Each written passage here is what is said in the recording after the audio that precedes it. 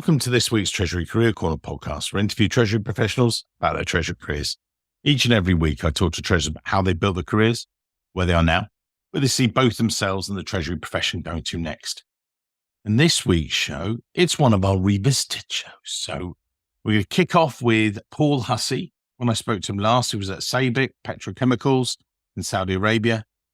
We then catch up at the end of the episode with Paul, who's now the group treasurer at QatarEnergy. So I hope you enjoy this episode. Love talking to Paul, good mate of the business and a good friend as well. So looking forward to catching up with him soon. Let's get on with the show. This week's show, I'm delighted to be joined by a really good friend of mine, Paul Hussey, the Director of Treasury at SABIC. Now, SABIC is a global leader in chemicals, headquartered in Riyadh in Saudi Arabia, from making cars and planes more fuel efficient to helping conserve the world's water supplies, colorful smartphone cases, right the way through. Chemicals is their business, 33,000 employees globally, operating in 50 countries. And I'm delighted to say that I placed Paul there a number of years ago, and we've been very much involved with building up the group globally. So, some of the questions I asked Paul, it's a bit weird because I know all the answers, but as always, it's for you guys listening today that you're going to get some amazing insights from Mr. Hussey. Paul, take us back, if you would, to the beginning of your career and how you first started in finance, and then you discovered the wonderful world of Treasury, although it was in banking, but we won't hold that against you, sir. Over to you. Thanks, Mike. Delighted to have the podcast today. Pleasure to talk to you and to anybody who will listen into this. Yeah, it's an interesting journey, Mike. I guess from an early age, I always wanted to be an accountant. Don't ask me why. I think it was more family relationships and family members who were in accountancy. I qualified accounting and finance degree in Dublin City University, then went on and did the professional exams in accountancy. And I ended up first in the central bank. And that's how I ended up in banking, which I was kind of going, okay, this is a bit unusual, but yeah, let's see how it goes. So really that started at Mike as regards an understanding, like at 17, 18 years of age, I actually had a really good leaving cert, just equivalent BA levels in the UK. Yeah. Bank had approached me and said, would you come in? So I did accounting and finance, even though it was a full-time course. Over 3 years, I never went to one lecture because I was working in the central bank.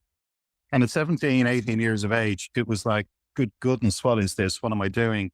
But it gave me an appetite and understanding of the future career. Now at 17, 18, I had no idea. It was like, my interest was golf, soccer, rugby, Duran, U2, you name it. I didn't have any future mapping or where I wanted to go. But deep down, it actually gave me the ability to look at banking. This is for me.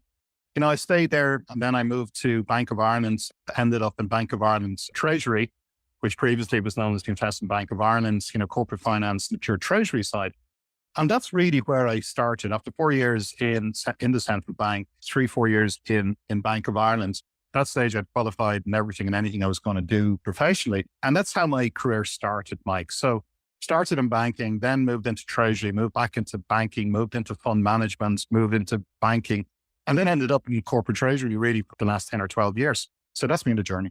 And Paul, and part of that, when you then did the Bank of Ireland thing, we had Sean O'Connor from Indeed on the show recently, very similar background actually. This, did the treasury accounting piece, because we sort of joked on the show that every treasurer should do their stint in the sort of middle back office, middle office, but really because then when you're passing down, I think even if you're right at the top table, as you guys are, you then understand what you're doing lower down. It gives you the understanding the mechanics of things.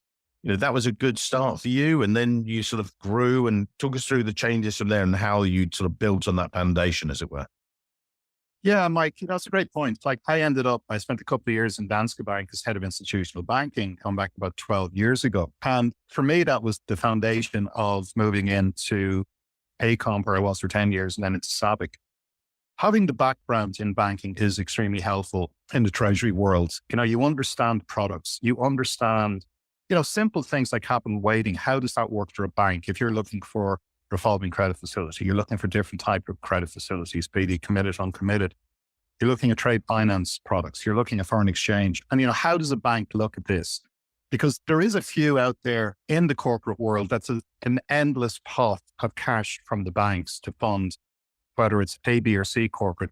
Obviously, that's not the case. Yeah. So having that inside knowledge, and for myself working with some of the largest institutions and corporates when I was in Danske, and prior to that, when I was in a couple of other banks, it gives you that appetite and understanding that you're talking the same message as your corporate banker when he or she reaches out to you or you reach out to them about a facility. Because it does help, because the lack of understanding, if you are not in the inner circle, is a fairly big thing. And so then talk us through the moves as you then sort of really got more into core corporate treasury and made that transition over. Because, we've got some great moves and, and that's what I want the listeners to hear sort of thing. So talk us through. Sure. Well, the one thing is, Mike, I've been very lucky. I've worked all over the world, and that's a huge plus. So I spent a huge amount of time in the States, worked in Luxembourg, worked in Switzerland, worked in London, a lot of time in Singapore, and then a lot of time in the Middle East. So looking at that, treasury in its essence, what is treasury? It's cash. We can put all sorts of bells and whistles around it. We can talk about embedded derivatives. We can talk about all the sexy stuff, but it's all about cash. Where's the cash? How do I manage the cash? What cash do I need? How am I going to utilize it? Whether that's for return on investment on any CapEx program, or it's actually looking at simple structures. So for me, whether I was working in Tyco, spent a lot of time in the States, I was in Luxembourg, Switzerland, as I said, I was in Dublin, obviously, for a lot of the time as well. Or whether it was ACOM or I ended up in Abu Dhabi and Dubai for 6 years, whether it's SABIC, now that I'm in Riyadh with a large international presence. It's pulling all that together. The international experience, I think, the one thing I'd say to any of your listeners is paramount. It's the understanding of the different mechanisms and how culturally the banking system will work in these jurisdictions. The other thing I'd say, Mike, is to actually have a wide remit within Treasury. I spent a lot of time in corporate finance. I spent a lot of time in legal and general bearings and fund management when I was in London. Now in SABIC, I'm over cash management and operations. And, having the front office, middle office, back office understanding, everything goes together. People would say to me, "Oh, back office, what do you want anything to do with that?" That's the lifeblood of where Treasury is. The activities, it's the settlement, it's the process, it's the confirmation. The front office is obviously, a lot of people want to do the front office. But if I look at the three of them together, front, middle, and back, it's basically a marriage between the three of them. And there should be no discrepancy, or there should be no lack of understanding of what Treasury is about across those three areas. So international experience, understanding the products, obviously front, middle, and back office is a key determinant for anybody to understand and grow within Treasury. And so just give us a quick run through, if you would, because, you gave a very good summary, before getting to your latest role. But so you were working Tyco Electronics, then you did your Danske, and then you did AECOM for 10 years. And I think what's key there, I just want to bring out, is the differences between the industries as such. So Tyco Electronics, later years became part of Johnson Controls, but what was that like for you treasury wise? And and we don't need to go into massive detail, but it's like someone's listening, say, "Oh, actually, so, what did that give you? What did Tyco give you treasury wise?" Yeah. So Tyco, when I joined Tyco in the early 2000s, Mike, it was such an interesting company to join. We absolutely huge company, over 2,000 legal entities, 288,000 employees. Like, say, for example, in Germany alone, we had 110 different legal entities just in one country. But when I joined Tyco, I was going through huge change. There was issues within Tyco, which was part of the determining factor with a couple of other companies like WorldCom that brought Sarbanes-Oxley into play. Yeah. So the whole world changed on its head. It was like, later in my banking career, when the whole issue of, KYC, AML and compliance came in. But what Tyco, WorldCom, et cetera, went through in the early 2000s brought Sarbanes-Oxley in. I brought a better, much larger understanding of process, controls, the ability for leadership, CFOs, CEOs to understand that the controls that were inherent in the business was a huge factor within Treasury. Because obviously Treasury, we manage the cash, we manage the balance sheet, we manage the capital structures. For me in Tyco, it was this massive, extremely well-run, internationally focused conglomerate that we split in 2006 and 2007 into Tyco Electronics, into Tyco Healthcare, which was Davidian, and then has moved on again, and into what's left of Tyco. So, working in that, and in 2006, 2007, it took us a year. We did the largest demerger. We were a $45 billion company, and we demerged the whole thing into the three standalone entities. So, every company has its own identity and is different, but the core relationship is that the underlying essence of treasury is similar. It all goes back to one thing, where's the cash? How do we get my hands on the cash? What cash do I need? And this is front, middle, and back office again, Mike, to what I went back earlier. It's the marriage and the cooperation between the teams to actually drive the business forward. And I think the one thing I saw in Tyco and I saw in AECOM and I'm seeing in SABIC now is the relationship between the business and treasury. If I go back to when I started my career, treasury was a fairly simple outfit, but really it has to be a business partner with the business. It has to be there. It has to understand what the business is doing. The business needs to understand what treasury is doing. But you're not sitting in treasury, on your corporate high table, kind of going, shouting down directions. There has to be that relationship for this to work. This marriage will only work where the 3 units within treasury and the 2 units within corporate treasury and the business are one.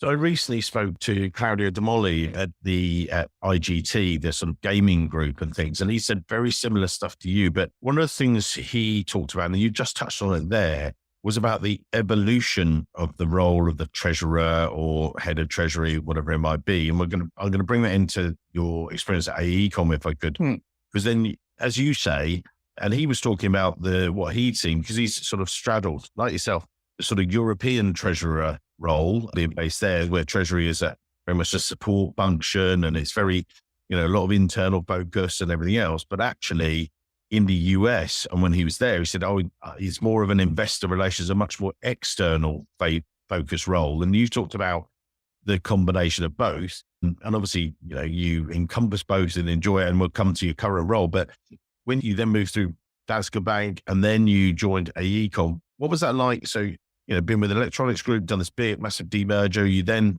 done some banking again, gone back to that because you knew it so well. But how come then the move back into, a corporate, and what did AECOM do? I know, obviously, but for the people listening today. Yeah, AECOM, another fantastic company, extremely well run, excellent management, Mike, where the one thing we grew by acquisition. When I joined AECOM in December 2009, we were 5.1 billion turnover. When I left AECOM, nearly 10 years later, after a 6-year stint in the Middle East, we were just over a $20 billion company, and we grew by acquisition. We made a lot of acquisitions in the area we were in. AECOM is one of the largest, if not the largest, design houses in the world. Has at one stage, we had close to 90,000 professionals in the engineering, architecture, construction, design focus. So, we would in AECOM, it was like building multi-billion-dollar infrastructure programs. When I say building, I mean, from design through to construction supervision all the way up, working with, contractors to actually build a project, which could be rail, could be airports, could be ports. It could be, the huge infrastructure projects is what we specialized in. So, that in itself, it was totally different than Tyco. Tyco was electronics, Tyco was healthcare, Tyco was security like an ADT or Sensomatic. AECOM was infrastructure. AECOM was different in the sense that you'd be working on a project and then you move on to something else. It was more consultancy based, and then Tyco, and obviously totally different again than SABIC that we can get onto. But again, it goes back to it is that treasury in itself, Mike, it's keeping it simple and it's keeping a focus on what matters to the CFO, to the CEO, to leadership. And again, it goes back to cash. It goes back to business partnering. It goes back to looking at the correct products and projects that work for treasury. To keep it as simple as we possibly can. Every company is different. We can talk about, a multitude of companies, Mike, but it comes back to one thing. Corporate treasury within A, B, or C should have the same focus. The business model is totally different, but it comes back to the same thing, cash and cash. And when you joined AECOM, was it very much of the, again, I want to get onto your current role and things and some of the stuff you've done with SABIC and stuff, but when you joined AECOM, was treasury at the heart of things, or was it a support function? What was the ethos there sort of thing when you joined? Yeah, very much the heart of things, Mike. Run slightly different than other corporates or, other companies that have been in. Obviously, head office was in Los Angeles. We had Dublin. We had other satellite offices, treasury offices for tax reasons and for structuring reasons. But it was, the main team internationally was run out of Dublin. We had a small treasury team, but we had a very strong treasury team. And One of my colleagues now that I worked with is now the group treasurer of Ryanair. Everybody knows Ryanair, one of the most successful airline companies in the world. So there was a great ability to hire and retain talent, work with head office, spend a lot of time with head office. We structured programs and projects together within AECOM. But the thing was, there was a great correlation between the different teams, as I say, front, middle, and back office. And that was slightly structured differently than what we had in Tyco and certainly what I have in SABIC, but also the good, Mike. So talk us through then, you got placed by me at the group and SABIC. So talk us through your role there and, what was it like, and also, maybe we'll touch on the fact that you're based in Riyadh, so it really, Treasury has taken you around the world and you really embraced that throughout your career. Talk us through that. I moved to Riyadh literally nearly a year ago when I took the job, Mike, with SABIC. Obviously, COVID had hit. I couldn't get to Riyadh. I was in Dublin, which was great. I was with the family. And then the 2nd of December last year, I moved over to Riyadh. SABIC, obviously, it's an extremely successful, extremely well-known company. Brand-wise, we're number 2 globally in the chemical market. We got taken over in October last year by Aramco. We were previously 70% owned by PIF, which is the Public Investment Fund of Saudi Arabia, the sovereign wealth fund. Then Aramco came in and bought the 70% stake. There's a really good fit between Aramco, obviously the world's largest oil company, and SABIC. We'd be number 4, number 5 globally in the chemicals market. And looking at the synergies between Saudi Aramco and ourselves is an absolutely great fit. So, with that, Mike, we're working closely with Aramco to grow market share within different jurisdictions. SABIC, while we're Riyadh based, we have, obviously we're very large in Asia. We have our hub for capital, SABIC Capital 1, SABIC Capital 2, which is the rest of the world, based out of the Netherlands. We have a very strong global treasury team, and we're going through transformation at the moment because we're looking at how we can even make it better. I think this is one of the things for treasury. It's that you can never stand still. You need to look at, is the program and is the team and is the structure correct? And we're looking at that in SABIC at the moment. Through yourself, we hired an extremely strong group treasurer in Rob Farrow, who came into us just over a year ago. And, being based in Riyadh, I had worked in Riyadh previously. I was on secondment from AECOM to work with parts of the Saudi government, Saudi customs, the National Center for Privatization, because I had re-specialized in structured finance, P and PFI in the last 2-3 years in AECOM, looking at major programs and actually undertaking to assist our client base, putting these structural financing initiatives in place. So Riyadh is a wonderful place. It's changed so much. It's a pleasure to be here, Mike. People look at Riyadh and they kind of go, oh, well, Riyadh. All I could say to any of your audience or anybody listening in is that it's so progressive. Under the Crown Prince, it's making a huge initiative to change. It's going to be the epicenter of the financial world moving forward in the Middle East. So really, Riyadh has a huge amount of benefits. A lot of the top banks are moving here or have already been here, have already moved here. Yeah. So all in all, Mike, a really good move, very progressive, and working for SABIC, with your Aramco backing, it's been good. And so there are a number of other people out there that will have made similar moves. They've joined a global group, if you like, and they want, as you say, Treasury's got to move on. But hang on, you're not a little cog, but you have the big mega majors, the Shells, the big corporates like yourselves, big. Sometimes when, and again, I know the answer to this because when I was talking to people about, the role, I told you about this, but also some of the other people, they were saying, oh, the role, is it big enough? Am I going to be able to make change? And I said, look, if you want change, this is the place to be. It's literally every day is different and changing rather than just come in, same desk, and you'll be doing the same job in a year's time. How do you, as the sort of treasury director, sort of lead that, if you like, and coach those guys? As you say, you got the support of Rob, but how do you go out with that? How do you sell it, that dream to the team, as it were? In SABIC, I'm very lucky. I have a really strong team. Myself and Rob are blessed with the people that we have working with us, all over the globe. And it's synergizing that, Mike, into what is our focus? What is our vision? What is our future? What is our business plan? What is our CapEx undertaking? What is our growth? And these are the things that we look at as a team. And, we want to, if I go back to where Treasury was, 15, 20, 25 years ago, whatever, it was simple stuff. It was excess cash, placing it on deposits. Now it's like, well, is the cash in the right jurisdiction? It's working with our colleagues in tax. It's working with our colleagues in legal. It's making sure that the dividends upstream gets to the right place, that the cash can be utilized, that, we don't have trapped cash, that, we have a lot of cash within SABIC. We have a lot of cash within Saudi Aramco, and it's making sure that it's in the right jurisdiction, that we can actually get our hands on it. It's not deemed trapped cash. It's not deemed cash that we have tax considerations or legal or regulatory considerations around.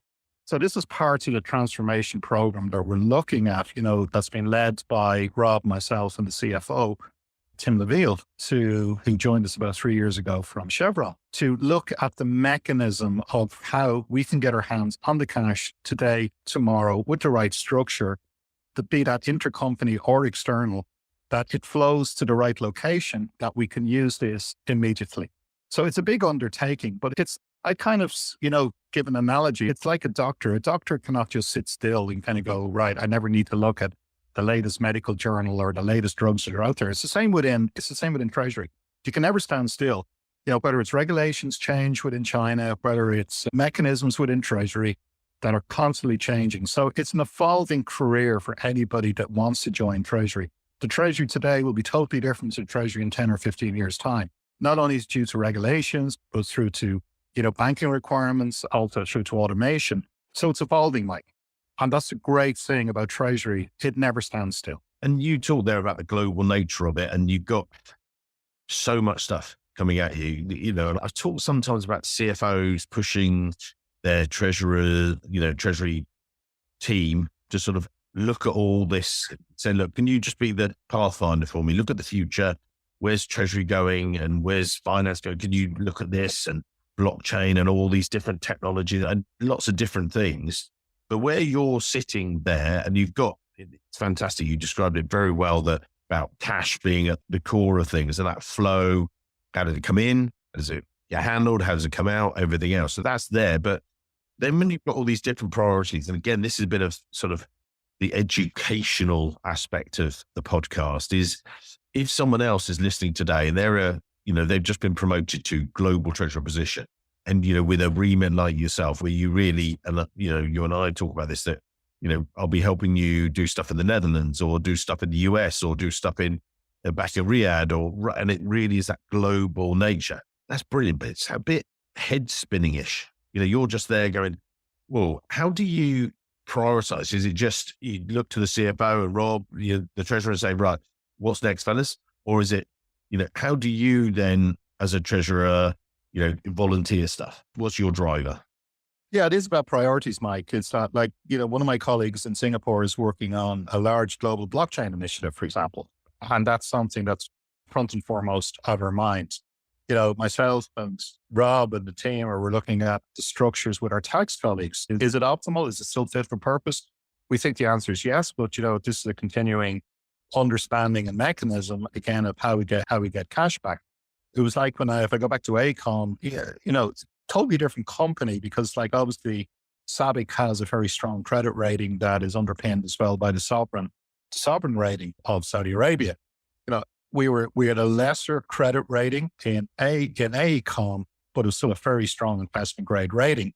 But for us, because we were doing so much international work, and DSO was a huge issue for us, it was evolving to kind of go, well, how can we get our cash quicker? And what we initiated was receivables purchase agreements with a number of our, international banks, that we could actually sell our receivables, both work in progress and accounts receivable, to generate cash on a quick basis. That was a huge plus for us. SABIC is different because, we have a lot of cash, but the cash is all over the globe, Mike. So it's getting it back to center. Here in Saudi Arabia, there is a program that the Crown Prince launched about, 5-6 months ago, called the Sharik program, where there'll be massive investment in the Saudi economy. So we need cash here rather than internationally. But then on an international basis, we have huge growth aspirations in different jurisdictions where there'll be massive potential capital spend. So again, it's making sure that we're totally in sync, whether it's the CFO team, the FP&A team, ourselves to understand the future. And you're right, Mike. Like, I look at this at times and it is a bit head spinning, but again, it's about priorities, and it's turning into being a bit of a Mystic Meg. For people who don't know Mystic Meg, she's somebody in the UK that kind of tries to understand, where how the lotto numbers will come out on a Saturday and a Wednesday. So it's having that approach to look to the future, not stay still, and really understand the business model. Because if you're in a growth phase, again, if you're in a cash crisis phase, it's a different requirement. But it's looking 6, 12, 18, 24 months out, Mike, to understand where you're going to position your priorities and the team and the products and the banks. And even aligned to that, if I look at where I think the global treasury market is going, the whole renewable and green initiatives is going to take center stage moving forward, whether it's green RCFs, green bonds, looking at green project finance funding requirements. This is the next generation. And this is where we absolutely have to put our time and understanding with the banks. Because it goes back to what I said earlier. The old way was you get a bank facility, your 5-year RCF. Yeah. Now the companies have to look at, how can I do this on a green, renewable basis? And this is the future of Treasury. It's a new paradigm, Mark, if I actually take Greenspan's comments from 12 or 15 years ago.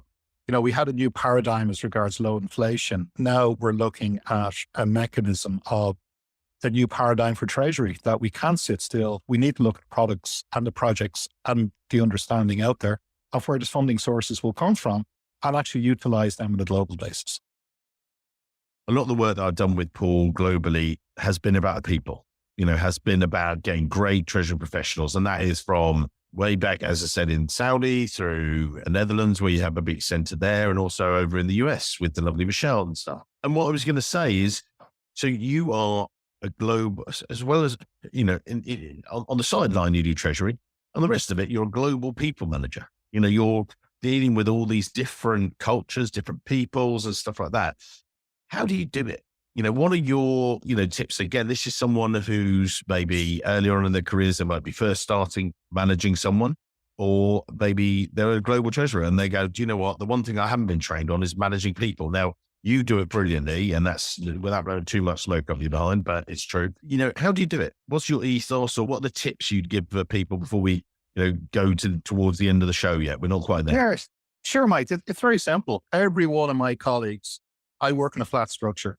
You may have a title, like I was vice president within AECOM, director here, but I'm parts of the team. In other words, we work together, whether it's the team in the Netherlands, whether it's the team in Singapore, whether it's the team in Houston, whether somebody's an analyst or a senior analyst. It's respect, is that I learn off my colleagues every day of the week. I hope they learn off me. And together, by learning and having the vision and the focus, we succeed. And that's, for me, people management is actually more important than anything. We can talk about green bonds, we can talk about this structure or that structure. It's having that team gel together. Like, COVID's been a disaster because I couldn't get over, when I joined SABIC, I couldn't get over here till December 2020. So, I was 7-8 months in Dublin. But the minute I could get over, I was on the first plane over. It was the same. I've been over in Amsterdam twice now in the last couple of months for, a week, 10 days at a time. Spending time with the guys, looking, where are we going? What do we want to achieve? What's our priorities? What are we turning on our heads? How are we going to be successful? I remember current CEO of AECOM 5 or 6 years ago, gave me great advice. Paul, it's all about delivery and it's all about hitting the solution. And that's why I like to work with the team. I got that from the current CEO. He was the CFO of AECOM at the time. He's now the CEO. Brilliant guy. And it was that focus that I got from him. We can talk, Mike, and we can, I'm Irish. I can talk to the cows come. But it's about delivery. It's all about delivery. And that delivery is what, we need as a team, what the chief financial officer needs, what the board of directors needs, what the CEO needs. And having that gel with the team is paramount. There's nothing as important. If you're not with your team, it falls apart. If you bring your team on the journey, you succeed. And as I said, I see John now as group treasurer Ryanair. What a success story. John joined me as a manager in AECOM. And then, 6-7 years later, John is a vice president with an AECOM. And then a year later, John is the group treasurer Ryanair. And that's my philosophy, is to bring people on the journey. I'm not the big boss. I'm not the little boss. I'm not any boss. We're a team. And with the different cultures, hey, each is different, the way of things happening. And I found this when recruiting in the US is so very different to recruiting in Europe. And it's different. There's commonalities, of course, but there's massive differences in recruiting into Saudi. How would you, when you're looking at those people, before we do close the show, and we'll come to the top tips in a minute and things like that, but how do you think of that? How do you do that? Mike, it's very simple. Like if I'm hiring Ali that's on my team, or I'm hiring Michelle, or I'm hiring Sylvia in Singapore, I look at the person. Can I get on with the person? Can we work together? Can we drive the business forward? Can we be successful in treasury? And it's all about learning as well, is to bring the guys on the learning curve, is to be open, is to be frank, is to be honest, and basically move forward together as a team. Like it's as simple as that. Whether somebody is local in Saudi Arabia or is Irish like me, or is from Singapore like Sylvia, it makes no difference to me. It's that we can work together as a team. Culturally, yes, we need to be very aware. We need to understand the differences, but it's having this bond with the team that we can drive forward. Because if there's respect from me to the guys, I'm hoping they'll be respecting the guys back to me. And that's my philosophy. Give it out and it comes back and stuff. So, right. We will put Paul's LinkedIn details. It's not the, biggest profile on there, but it's a good profile. He's a great guy to have in your network. So we'll put that in the show notes so people can connect to you and, have you, because they will want to after this. There'll be a flood of people. But that aside, what would you close the show with today? So again, the people listening, you've given, someone should have been scribbling, and this is sometimes I've had it with people said, yeah, I've had to go back to the office and that tip, actually that's something. What are the closing tips you would give to today's show for someone to take away with them? Yeah, sure, Mike. I think there was always this thing about, if you work in the back office, you're not as important as somebody who works in the middle office, and you're not as important as somebody who works in the front office. Absolute nonsense. The three different areas of treasury, if I look at the front office, like we have our corporate finance team, we have our cash management team, and we have our project finance team. Hugely important, but as is the back office, and to the whole evolution of treasury, is that everybody is a seasoned professional. Everybody understands. And like for me, people in treasury need to understand the whole aspect and the whole remit of treasury. Let me put it this way, Mike. You can't drive a car without an engine. And the whole treasury operations side of back office, middle office, whatever, is every bit as important as what we do in the front office, be that corporate finance, or we call it finance strategy and advisory in SABIC. We have cash management, we have project finance. So if anybody gets a start, it's a great start, whether you're in any of the front office roles, the middle office roles, the back office roles. The next point is to have the international experience. I've been lucky enough as I work all over the world. That's given me a cultural awareness of working with colleagues. That's also given me a different understanding of banking requirements, of what's needed, regulatory requirements, etc. Number two, and the third thing is to be open to change. Is constantly be looking not over your shoulder what we did in the past, but what are we going to do in the future? We talked to Mike about the green initiatives on funding. You look at where project finance is going into the next 5 or 10 years, that's going to be a massive evolution. We look at cash management structures, working with our colleagues in tax. They're going to change because they never stand still. So in summary, international experience, if it's open to anybody, it's a huge plus to have. Working in different parts of treasury, front, middle, back office, huge part to have. And be open to change and have a transformational mindset. The treasury today was certainly not the treasury 15 years ago, and certainly won't be the treasury 5 or 10 years. So that's it in total, Mike. Those three, that's what I've worked on. That's been my MO, modus operandi. And that's what I've tried to achieve. I'm not saying, it's always worked, but that's been the front and foremost in my mind. Amazing. Guys, as I say, we'll put Paul's details in the show notes, so definitely connect to him. He's an amazing guy to have in your network. And for all the reasons me say, Sarah's can't wait to see you soon. And thanks very much for today's episode.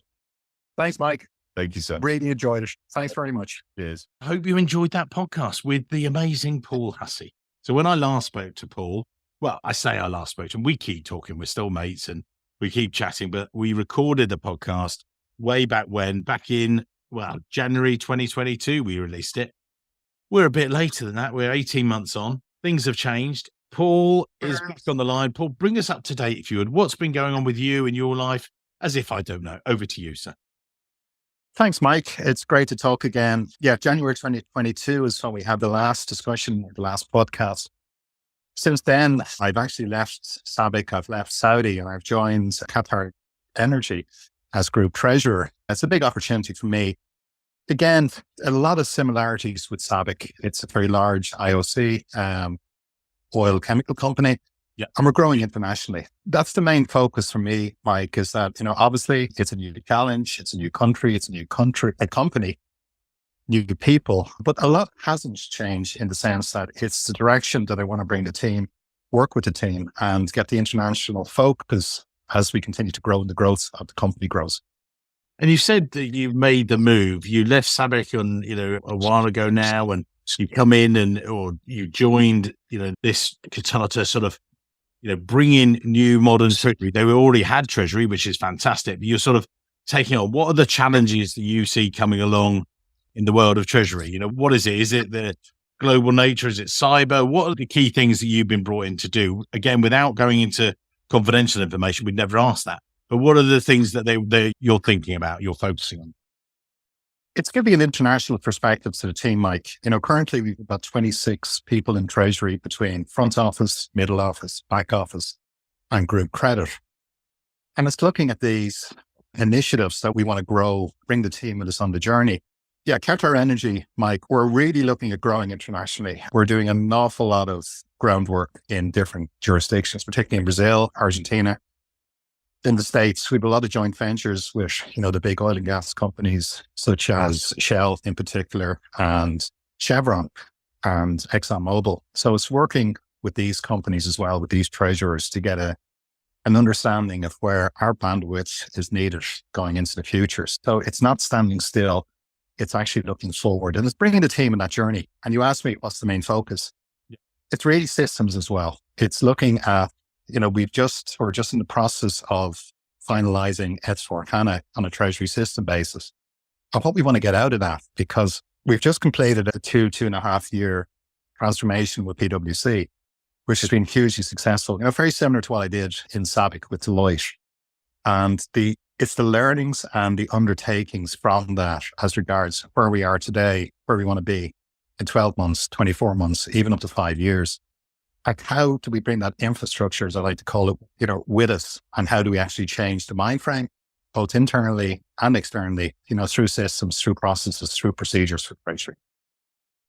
And I talk to a lot of people on the podcast about when they join an organization. So when you joined SABIC, it was an established treasury. And I know that there has been a treasury there, but you're the new treasurer in town. You've walked in, new position. There was a treasurer there previously. What's your checklist? Again, you've come into a steady state. So there was, it was a good situation, but you're looking to make your mark. Is it getting to know the people, or is it looking at where the cash is, where are the risks? What's your first checklist when again, you've been in there a few weeks, so you're getting your feet under the table. What's it been like?